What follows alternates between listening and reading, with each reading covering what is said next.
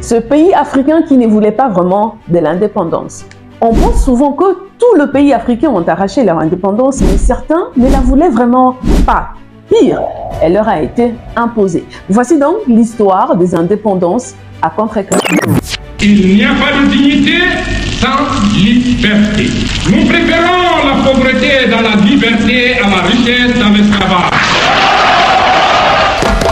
Pendant que la Guinée de Sékou Touré avait donné le ton dès 1958, préférant la liberté dans la pauvreté à la richesse dans l'esclavage, le Sénégal voisin de Léopold Sédar Senghor, fervent défenseur de l'Union française, déclarait déjà en septembre 1946 que les réformes coloniales devraient aboutir à une maison familiale où il y aura sans doute un aîné, mais où le frère et les sœurs vivront vraiment dans l'égalité.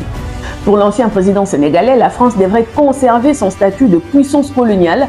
Comparé ici à un aîné, il n'a jamais activement milité pour l'émancipation, mais a finalement signé à ses dépens un accord avec De Gaulle qui rendra le Sénégal indépendant.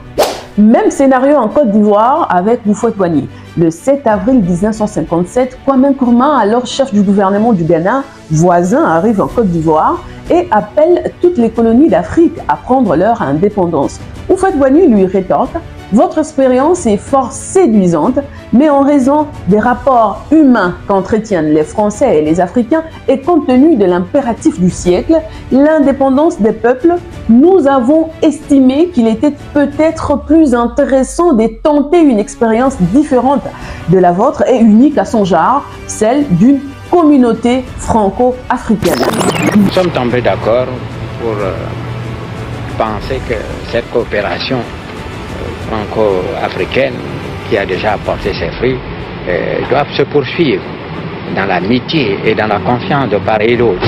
Il donne rendez-vous à Kwame Nkrumah dans 10 ans pour voir qui aura raison. Il finira par signer malgré lui l'indépendance de la Côte d'Ivoire le 7 août 1960.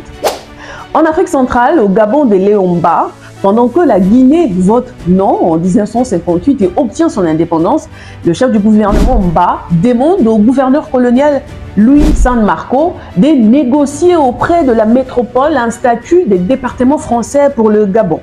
Demande refusée par le ministre de la France d'Outre-mer Bernard Cornu-Gentil. Ces derniers déclarent que ça sera l'indépendance comme pour tout le monde. Le Mba est alors contraint de déclarer les Gabons indépendants. Chez son voisin du Moyen Congo, l'actuel Congo-Brazzaville, l'abbé Fulbert Youlou, connu pour son amour et son attachement à la France, est à la tête du pays. L'arrivée française des populations qui ont atteint, grâce à la politique généreuse du général de Gaulle, la plénitude de leurs aspirations, tandis que d'autre part, sur la rive belge, vous avez des populations dont l'évolution politique